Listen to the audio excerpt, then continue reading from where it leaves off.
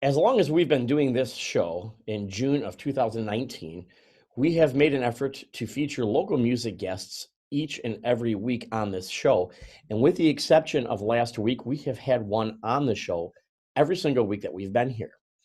I've been blessed to have some amazing musicians appear on this show, including my very first episode here, when a couple of days before, I bumped into Betsy Ade and the Well-Known Strangers at their first performance after Betsy Ade had come off a television show called The Voice.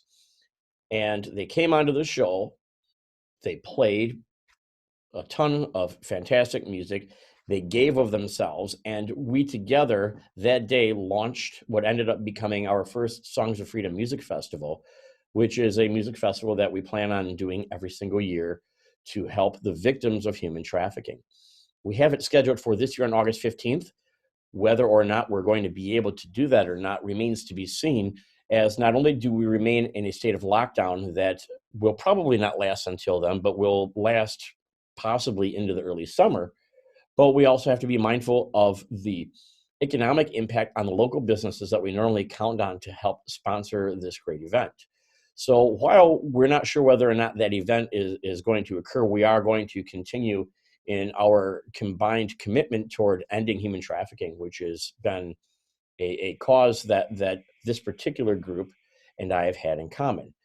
So we announced earlier this week that Betsy Ade and the Well-Known Strangers would be returning to Get Real with Ralph on AM 1050 WLIP, but because of health concerns and stay-home orders amid the coronavirus pandemic that is sweeping our country, we decided to take a more cautious approach and have them appear via Zoom. I'm going to share my screen with the online viewers here and show you a little bit about the genesis of us getting together with Betsy Ade. Give me just one moment here, and I'm going to. This is how Betsy Ade became known to most of the world, right here in this video when she appeared on The Voice on NBC. Let's take a look at this beginning. Please be good, please be good, please be good. Come on, let's go. At 17, I started to starve myself. I thought that love was a kind of emptiness. Oh, boring. At least I understood then the hunger I felt. And I didn't have to call it loneliness. We all have a hunger. We all have a hunger. We all have a hunger. We all have a hunger. Tell me what you need. Oh, you look so free. The way you use your body, baby, come on and work it for me. Don't let it get you down. You're the best thing I've seen. We never found the answer, but when you want things, we all have a hunger. We all have a hunger. We all have a hunger.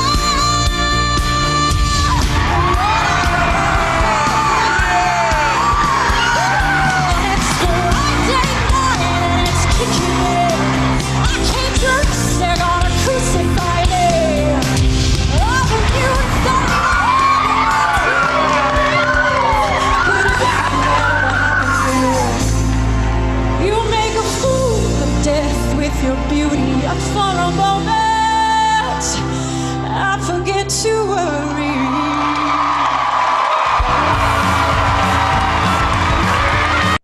Now, one of the things about that performance that I absolutely loved, and the reason that I wanted to bring this on today is, even though this is the first time that maybe a big chunk of the world or the country got introduced to you, in the Kenosha area, you've been known for quite a while, Betsy. But what I loved more than anything about this video was the reaction on your parents' face and your son's face. And this is a time when we're talking about community and family and being together and remembering what's important. And to me, that's probably the most important moment there. And I just wanted to revisit that with you at this time when we're thinking about what's important in our lives. So that's where I'm at with that. Yeah. It was amazing. It was, and I mean, that's pretty much all I hang out with nowadays is my parents, my girlfriend, and my son. And even my friends that were there, they came out. They just had a new baby, so they're kind of staying away from the rest of the world as many people as possible.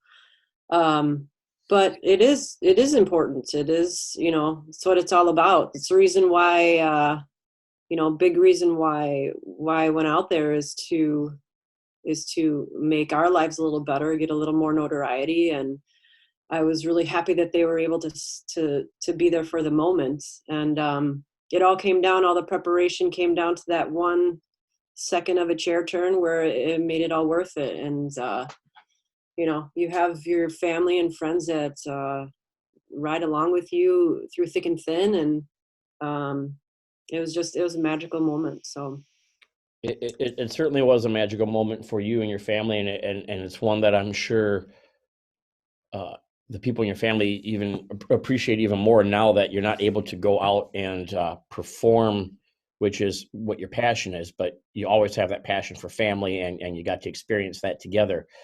Now, we originally had scheduled for the three of you to come in, and we are going to keep a really small group together and play, and we would have been within the guidelines for the stay-home order. Media is considered an essential service, and you would have been participating in that. And so that would have been absolutely fine by the rules.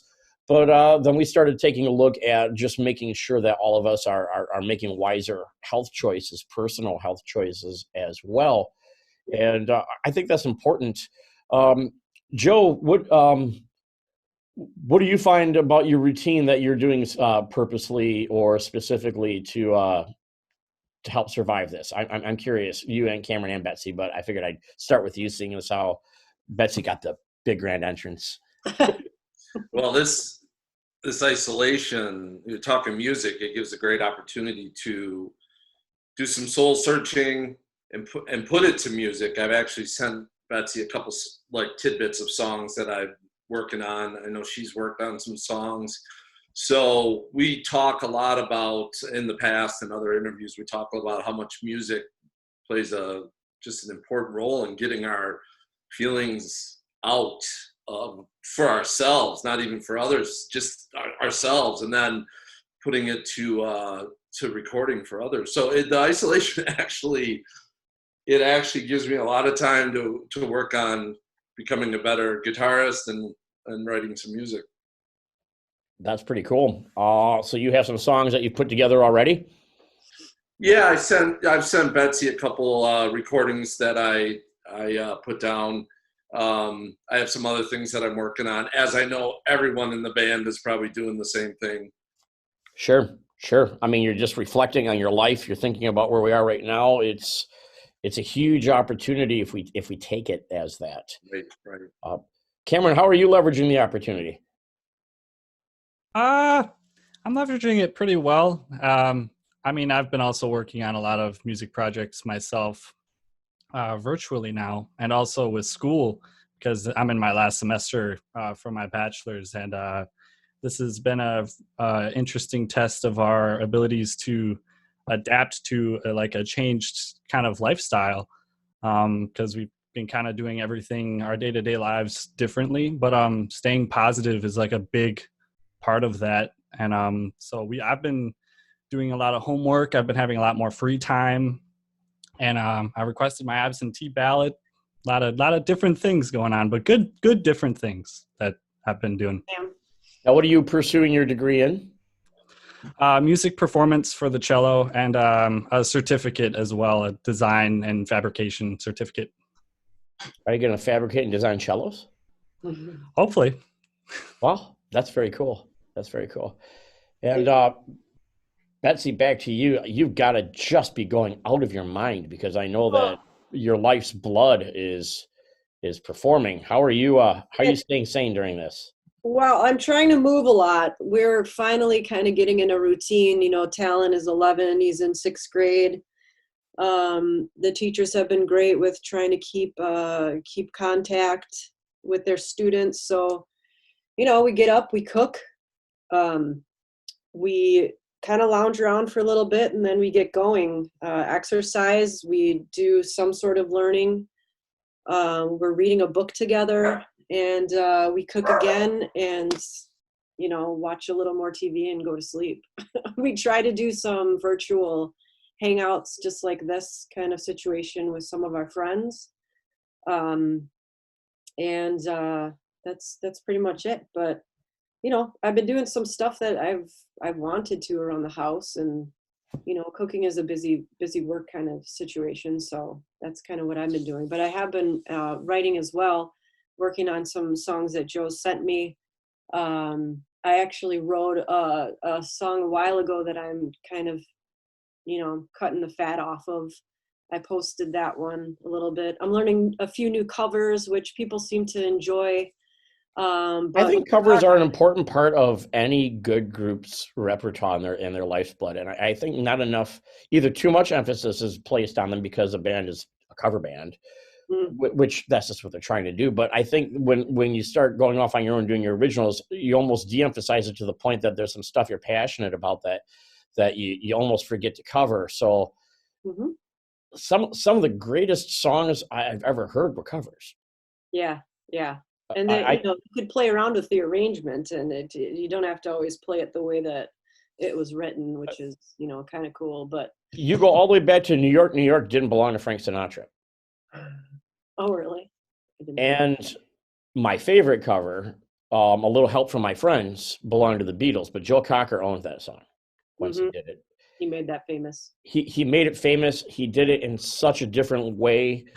Your Billie Eilish cover, I am not to take anything away from Billie Eilish. She's amazingly gifted and talented, but you have a different spin on it. You made it your own. Your Hunger cover. So covers are good because when people get introduced to a new band, when they hear 4 songs they've never heard before, it's great for them to get a 5th one in that they can kind of compare in their frame of reference, especially non-musicians, because they have less of a frame of reference. They don't really understand song construction, but they understand when they hear a song that they know and is a good song being done well.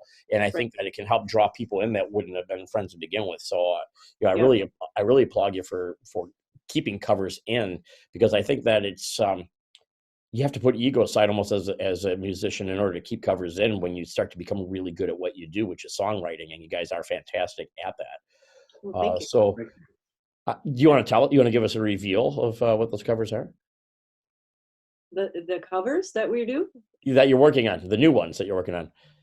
Oh, well, I mean, personally, I put out Always on My Mind from Willie Nelson. There's a Halsey song that I put out there. But the new covers that we're really excited, and we only had a handful of opportunities to play them live with the band, is The Chain from Fleetwood Mac. And I've been wondering when you're going to do a Fleetwood Mac cover. Sorry, but it is like, I don't know why we haven't done it earlier. It just feels so right, and we got all of the important parts of that song, and they're featured. And when we perform it live, our fans just adore that song. That's the perfect song for your band because there's so many instrumental pieces in it. Yeah, and Brittany kicks butt on the vocals, and that everybody just really performs it very well. So we're proud of that one. And then what's the other one? Gosh, it's been so long since we've performed. What was the other one that we just learned? The newer one. We just learned, I'm forgetting it too. Hold on a sec. We did The Chain. Yeah. Oh, it's a Haim song. Yeah. Yeah. Yeah. The Wire. The Wire. Yeah. Oh, beautiful. They're just a fantastic trio. They've been around for a while, and they've been in, they're at that top level, but not super uber famous yet. But yeah, that's the few that we've done so far. So. What would be kind of cool, because of the age range of your band, because you go from very, very young to not as young. Nobody's old. Yeah. But if each of you picked a cover from your genre when you were growing up and threw it into one set together and told people that that's what you were doing and just pick whatever you want, I would be really curious to see what Cameron would throw in and what Brittany would throw in compared to what Joe would throw in. Yeah, that's not a bad idea. Yeah, like I have this real drive to play The World I Know by Collective Soul because it's got a nice cello part in there. And it'd be different for us to play because it's just a. We said when you were growing up, not when your kids were growing up. Yeah, exactly. And also, like Eleanor Rigby was a huge influence on when we started this band, bringing the cello in. Oh, yeah. Do spin on that would be really cool. Yep. Yeah. That would be great. That's John's era. So. Yes, of course it is. We knew what you meant. John. Yeah, and even though he doesn't play, Vic gets a pick too, doesn't he? Oh, then we're going back to Bill Haley and the Comets. That's all right. Yeah. I was thinking, what a wonderful world. Yeah, there you go. Lawrence Welk. That's what I'm talking about. Well, you know Vic's going to kill you for that one. Cam likes a lot of the trap music too. Like that's some of your side projects, right? You got some. Cameron wants to do a Marshmallow cover, don't you, Cameron? Well, Marshmallow's cool, but I listen to, I don't know, like artists. One of my favorites, Seven Lions, but I don't know if we can play like melodic dubstep type things. Maybe we can do an acoustic cover though. Sure, why not? Well, Coolio. That's the fun part of it, just being able to put your own spin on it. I mean, people want to hear it as close to that as possible, but sometimes artists just want to. They feel something, they want to throw a groove on it or a spin on it. I've got some ideas if we do get to do the festival this year, and if we don't, we're going to do it next year. It doesn't matter. But if we get to do the festival this year, I have some ideas I'm going to drop on you off air because I'm not going to put you on the spot there for that. But I do want to dig into some of your new music that you've put out. And Joe, you sent me the link to some of your two of your new tunes on your new EP that I'm going to put out there. And one of them is Awaken. And so let me, I think I got my screen share, and you're probably not looking at anything much right now except for this Google Drive, but I'm going to go ahead and play this for our audience here, and then we can talk about it after the fact. And here, let me get this one more time, is Awaken. I'm living on a one condition. Feed my soul. I'm never gonna beg permission. 'Cause I seek control. Cue the darkness. Cue the light. I confess. I'm never gonna get it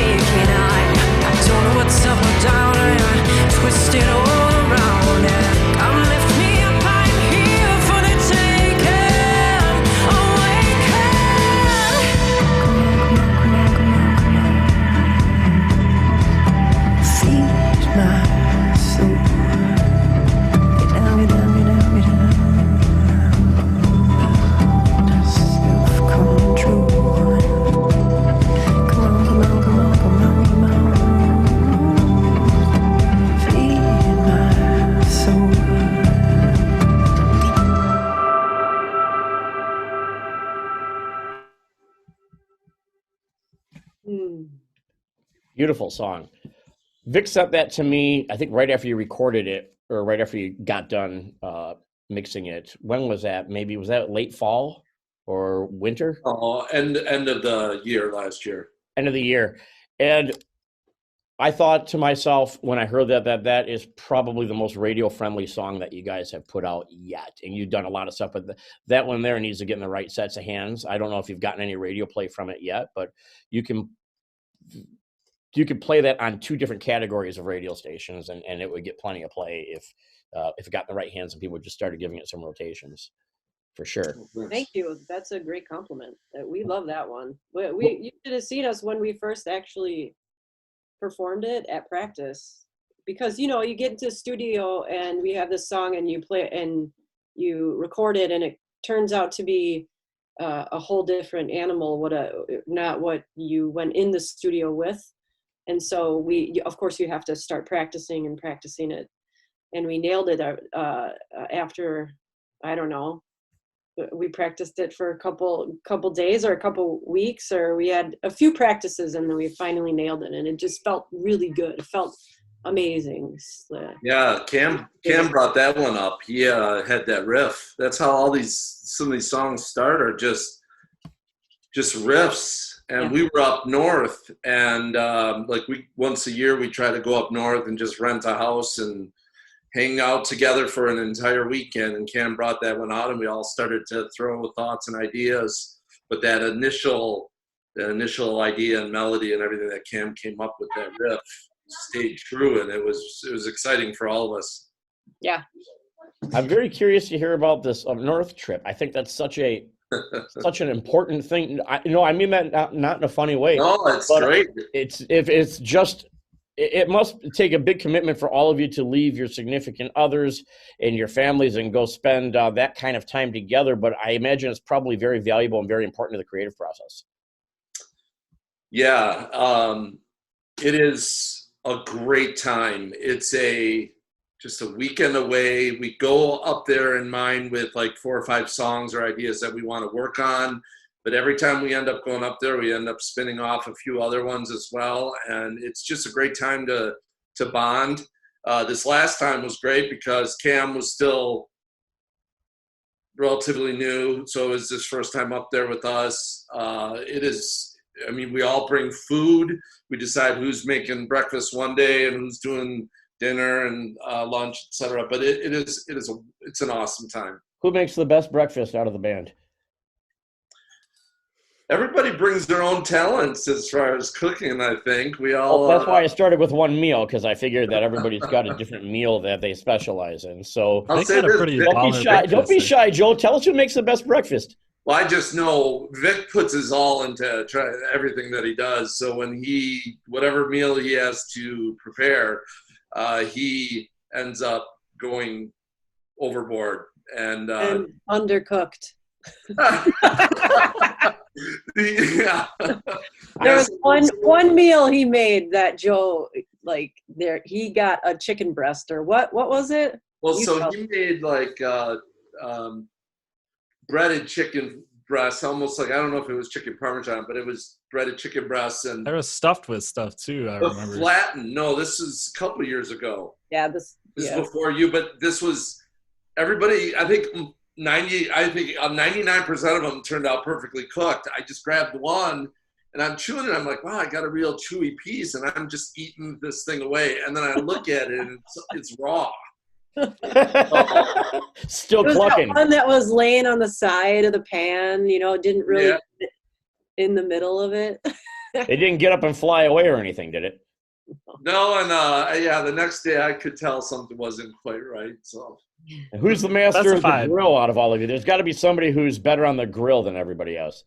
I don't know that we cooked on the grill. Did we cook on the grill? We didn't have a grill. We cooked inside. It was like. Can I play tambourine next year? That way you can see who's got the grilling skills. I don't know if we did the first time either. I think everything's been cooked inside every time we've done something. Yeah. But you go out to a lake and you don't even cook outside? We go in, both times, at least the last 2 times, were winter. And while that doesn't matter necessarily to cook on the grill, we just It was Gotcha. real comfortable to sit and record. It's a lot less motivating to cook outside when it's winter and you're the only one going out there. None of your friends want to go out there and freeze their butts off with you. So that's Yeah. for sure. I mean, I do cook out sometimes in the winter, but it's lonely. Oh, I yeah. think it'd be great if we actually brought the recording studio to our up north time and literally came out of there with a recorded song that could be put to an editing process afterwards. We haven't really done that yet. It's all been just let's work on things. But as Betsy said perfectly, you end up spending a lot of time on a song, you bring it to the studio and it changes. I mean, it Yeah. completely changes. Our producer is amazing and we get real creative in the studio. So it's certainly a maybe there would be a market for creating a studio at a retreat location in the north woods of Wisconsin on a lake. You are more than welcome to experiment with that the next time we go up there. Absolutely. So if Absolutely. you so want to have that in your life, that would be really fun. We've been doing more recording here in the green room, and I hope you guys get a chance to come in here and check it out. Last week we had our best sound quality out of the 3 weeks because the first 2 weeks we just used this USB microphone and played into it acoustically, kind of like you did when you came to the radio station. But we've since gotten a decent soundboard with a USB export. And so now what we're able to do is mix everybody in that soundboard. And at the new station in Gurnee, I was excited about you guys coming today, but we can actually feed the soundboard directly into the radio station's board. So instead of just playing on the radio station's mics, we're gonna have some more capabilities now, more similar to what we did in Studio East, I guess you could say, but just inside the actual AM studio. Excellent. yeah, it's awesome. That It sounds should be a good. lot of fun. Yeah. Well, you got another song on this album that I want to share with our audience here. So I'm going to go ahead and hit this share button again. And so you can't actually see it, but let's get out there and find it. And this one is also off the Awaken album, if I can get to it. And that is Light Up My Summer, seeing as how we're talking about lake houses. And I wanted to go ahead and play this. So here it goes.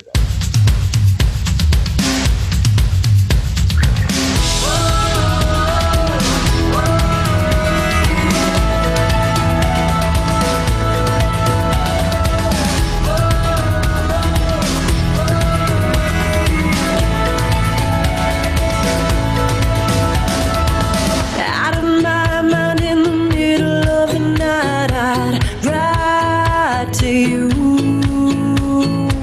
Come to your window just to talk for a few. It amazes me how I can still feel that breeze rush right through me. Oh, how you used to light up my summer day.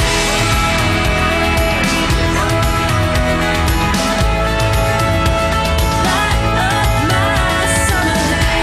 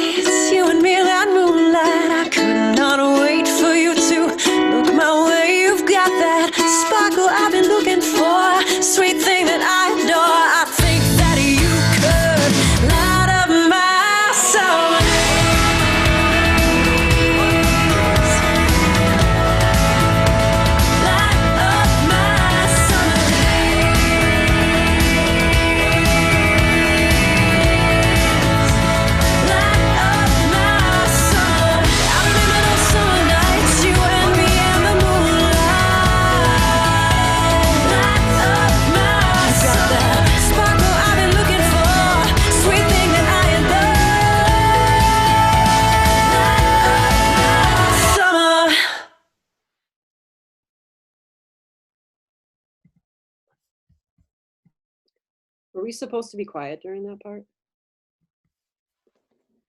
I don't think it picked you guys up. Were you talking to each other?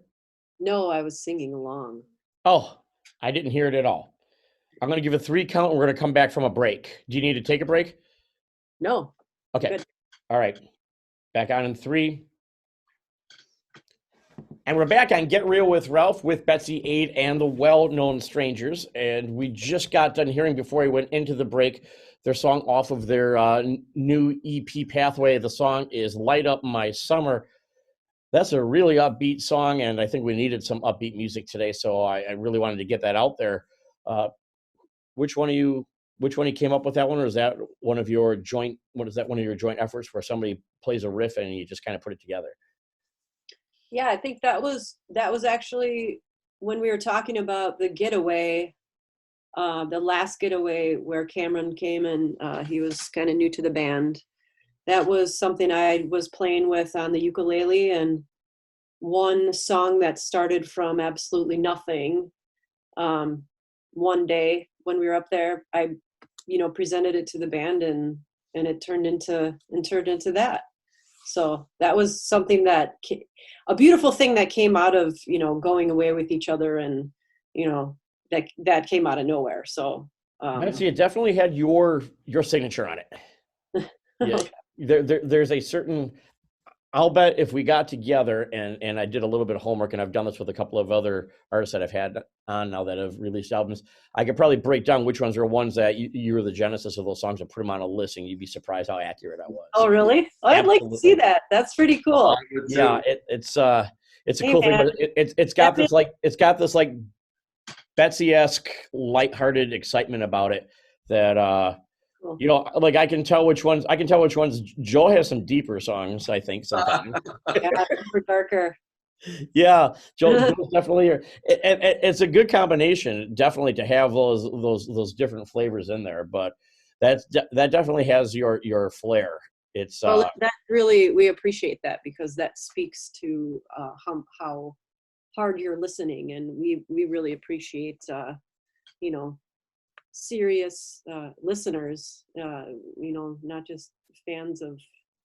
well, I knew little to nothing about your music the first time you came on the show, but I've always been I wouldn't call myself a music critic because I don't really critique.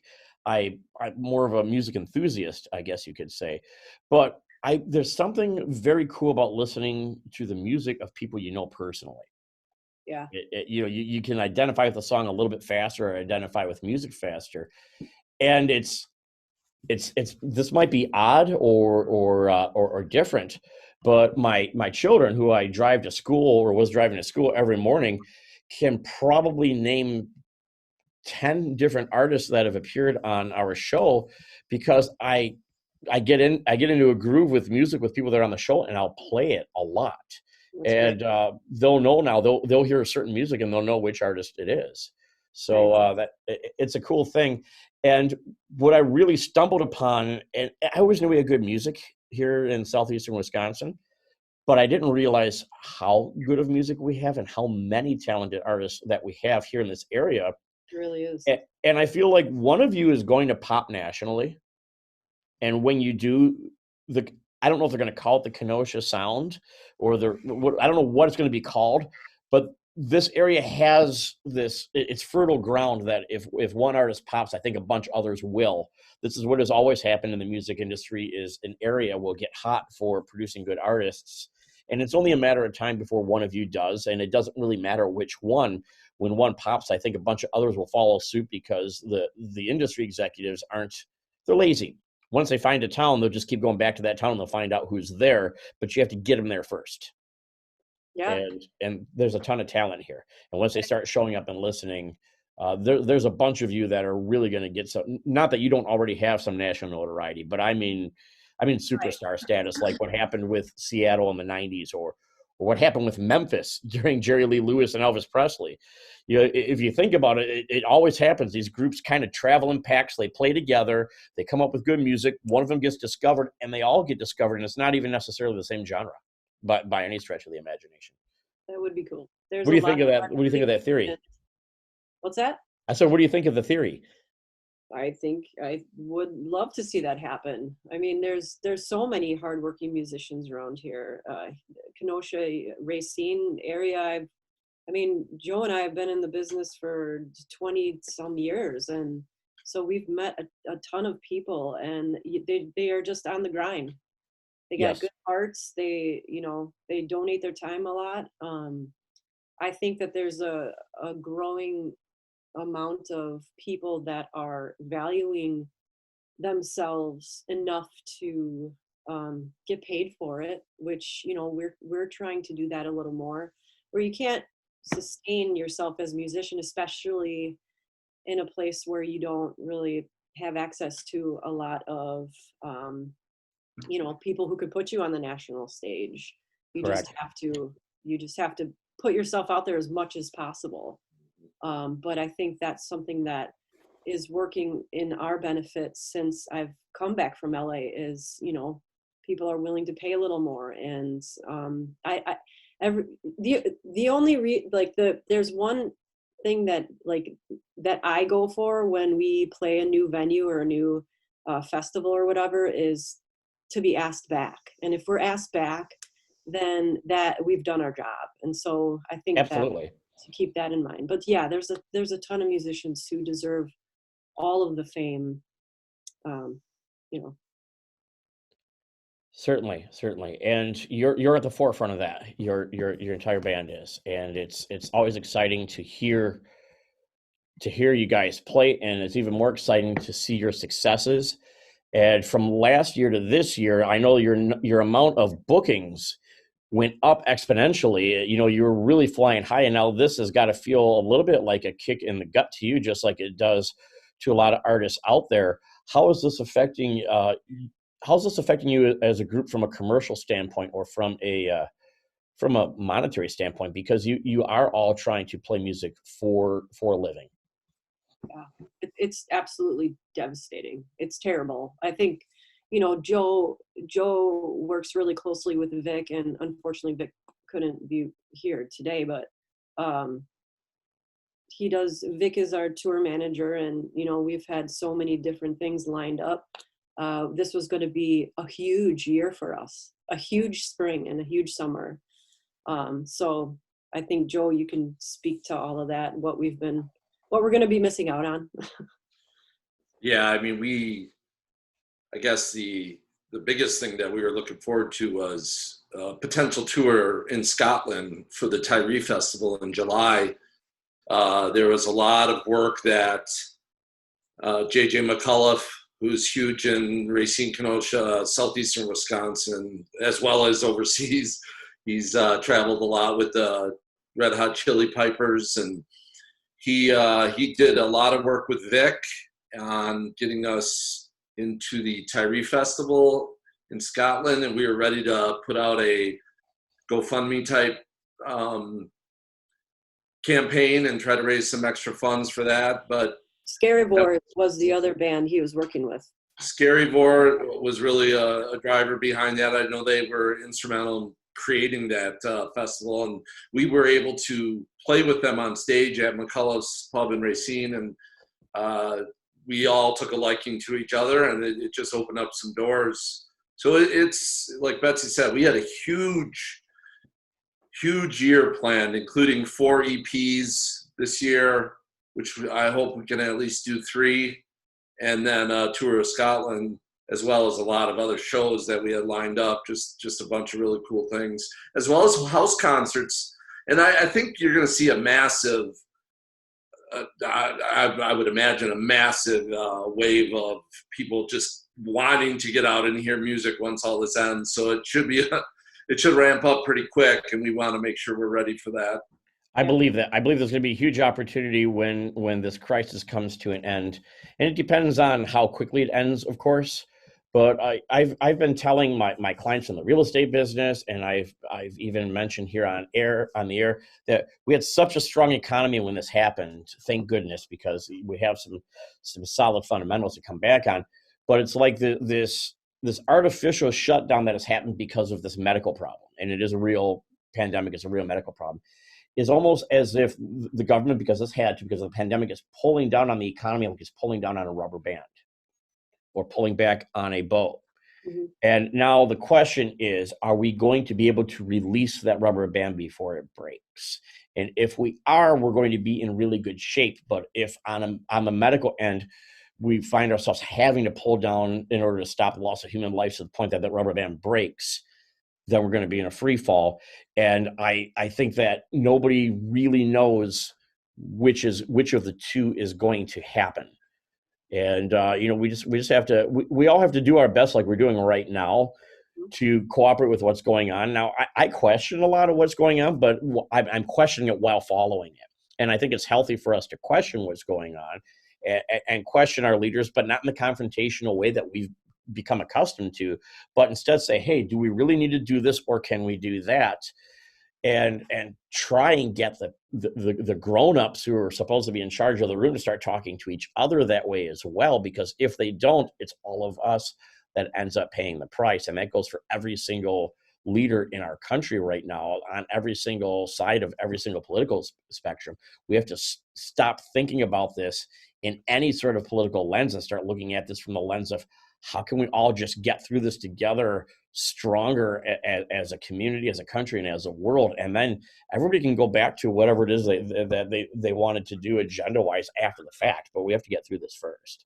There's a key message here, not even getting political or anything in general. And I taught this to businesses and in classes at colleges, was that in general, and this applies very much for the music industry, we need to be proactive and not reactive, because bands that are reactive to changes in the music scene may miss it, versus being proactive and being prepared for things like this when it happens, so that we're not so devastated. And a lot of businesses in the world through the years have collapsed or been overcome by another business because of complacency. And I just think it's really important that we be proactive.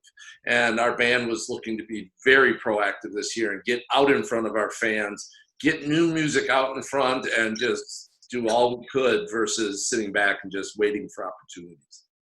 Well, the good news is you can still be proactive. It's just how you're going to be proactive is going to change. But the ability to adapt when changes happen in the world, and the ability to kind of have the foresight to see what's next, that's what makes anybody in their craft excel when others are failing, whether it be a musician, a business person, an artist, any sort of content creator. It's the ability to see what's next, and not only what's next just from a business standpoint in your case, but what's next from an artistic standpoint. Because as a result of what we're going through, I truly believe that people's tastes, people's interests, and style is going to change right along with everything else, because our national mood has forever changed, and it's not going to go back to where it was before. Yeah, no, I agree. And I think it just applies in just thinking ahead, preparing for things that are inevitable. Change is inevitable. So prepare yourself for change and be ready for it, and just would be stronger that way. So it's a devastating time in the music industry. There's some creativity out there. There are people that are armed with the ability to record and get things out, and then people are taking advantage of the internet. And certainly, like I said earlier, the isolation's been a time for me to be able to sit down and write. And like I mentioned, I know everybody in the band's doing the same thing. Well, you guys are doing the best you can, just like everybody else. I want to be able to highlight some more of your music before the show ends, because your music is fantastic. And when you, of course, played Voices in Studio East, I think it was probably one of the signature performances of all the artists that have played on our show over the past year. And so with that, for our audience, I want to give them a chance to see you performing, see or hear if it's on the radio, your song Voices as played in Studio East. And here it is.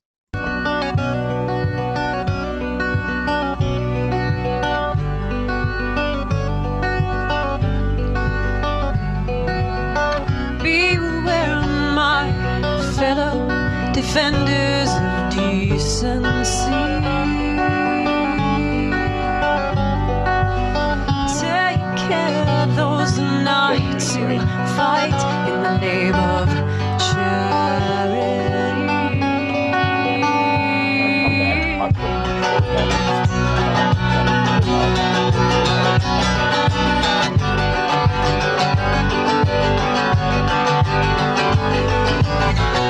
creatures, the feeders, the cowards, they move through the shadows among us, and they won't back down.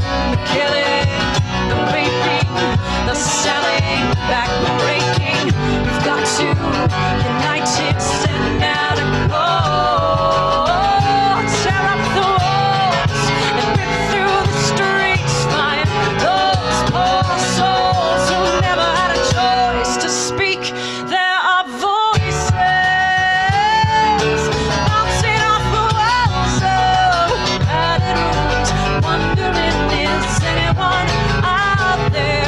Voices stuck in the silence of casual conversations. Don't be blind, beware.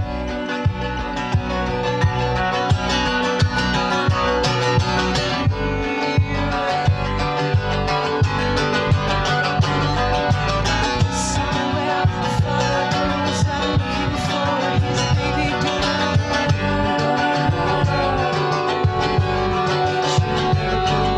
And the mother said, looking for honest work in the wrong places.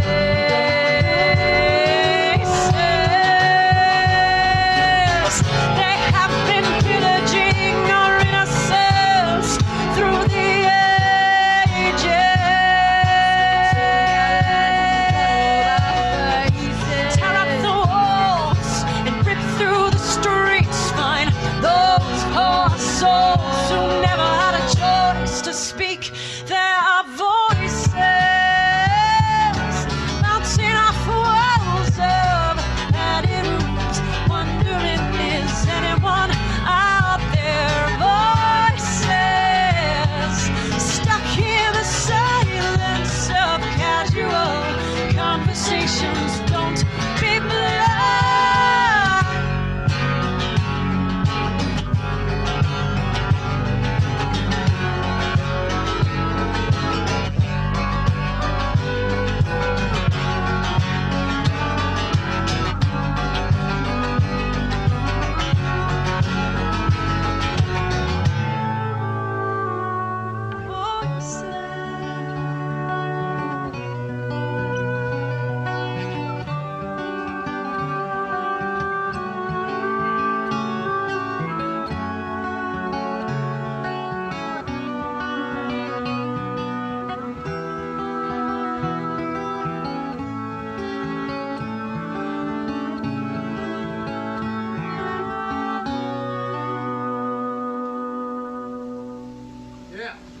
That's Betsy and the Well-Known Strangers performing Voices at Studio East on Get Real with Ralph. That was the Sunday before that was Betsy and the Well-Known Strangers performing Voices on, I believe it was the Sunday before the Songs of Freedom Music Festival last September at Studio East, which was one of the last big performances at Studio East at the old WLIP, which is now moved to the Gurney Mills Mall, and that was such a great performance. Thanks, Rob. Definitely one of the best there, and of course that festival, that amazing festival that happened in the cold and in the rain, and motivated me to move it to August 15th of this year. People came though; they showed up. That was They so did, awesome. and you absolutely brought it that night.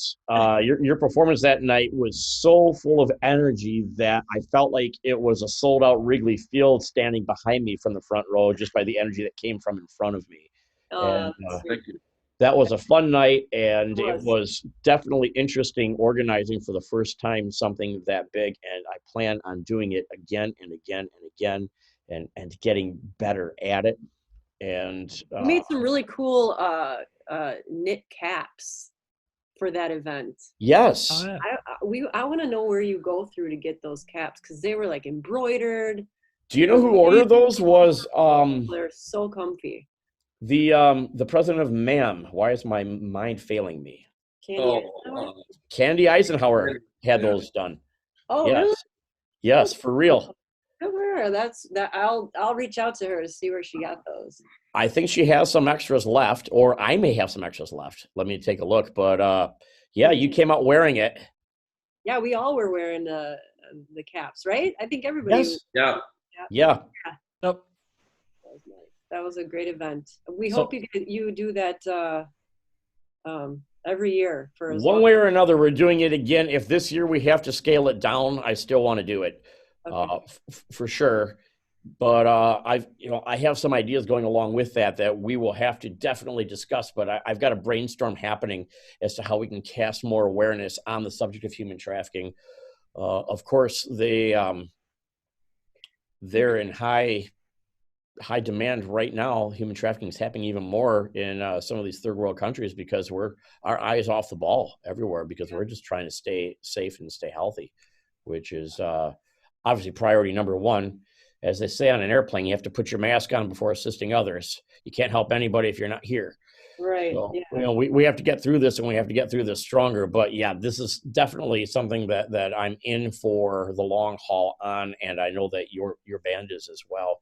And it's one of the things I appreciate the most about all of you is how receptive you were that first time we spoke, and how we just kind of rolled up our sleeves and jumped in together to do some good in the world. Yeah. Yeah. It was With great. that, we are getting really low on time here, and I want to make sure that if you guys have anything else that you want to add, you do that and tell everybody where they can find your music. And then I definitely want to close out with your come out and play, because hopefully we can all come out and play very soon. Yeah, I don't know. Right now, like we said earlier, we're working on some new music, and like Joe had mentioned, we'll probably come out with another EP, at least one more EP. So I don't know. We just have to see. It's a lot of waiting and waiting for things to open up, and we're going to continue, when we get the go ahead and everybody in the band feels safe enough to be around each other again. You'll see a lot more momentum. We're going to try to pick up where we left off.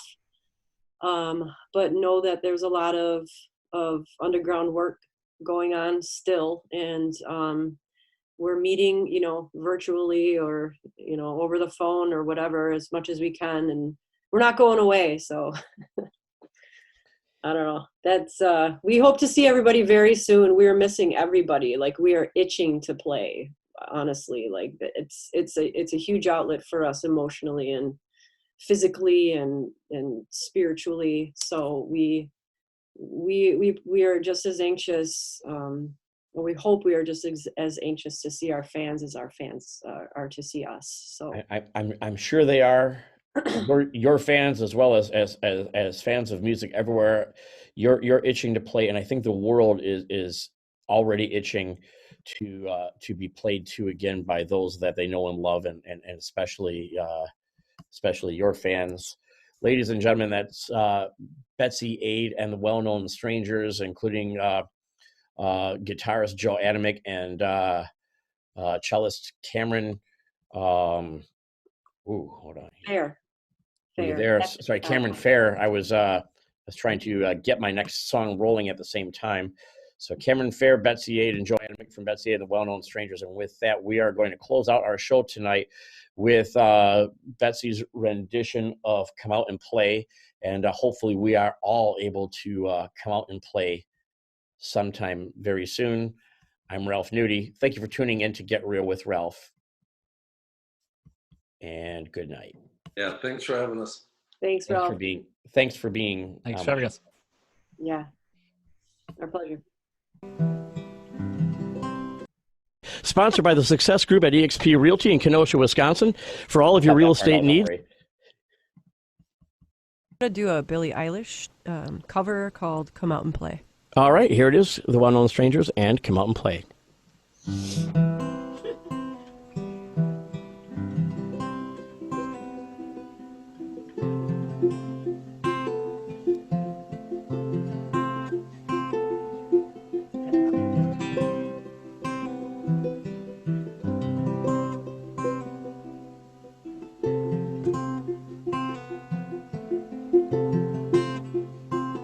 text. Wake up, January and tell them to smell the coffee. Is your cup half full or empty? When we talk, you say it softly, but I love it when we're awfully quiet.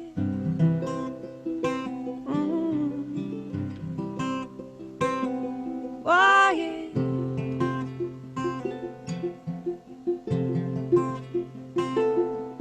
You see a piece of paper could be a little greater. Show me what you can make her, 'cause you'll never know until you try it. You don't have to keep it quiet.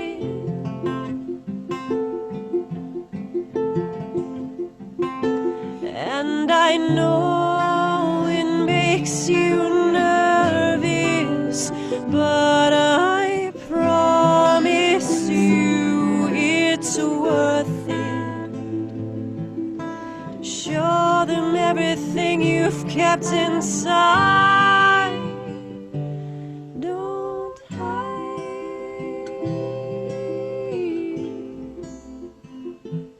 Don't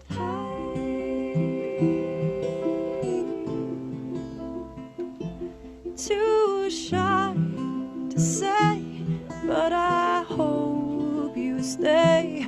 Don't hide away. Come out and play.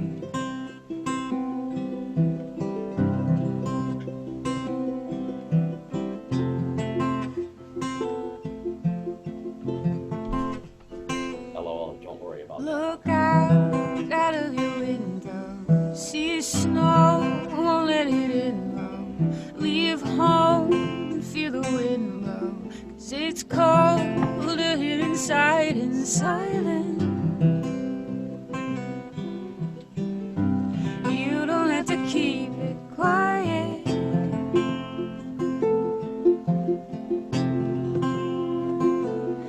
And I know it makes you nervous, but I promise you it's worth it.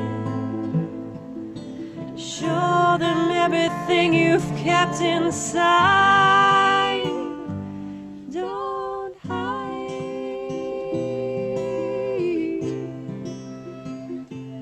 Don't hide.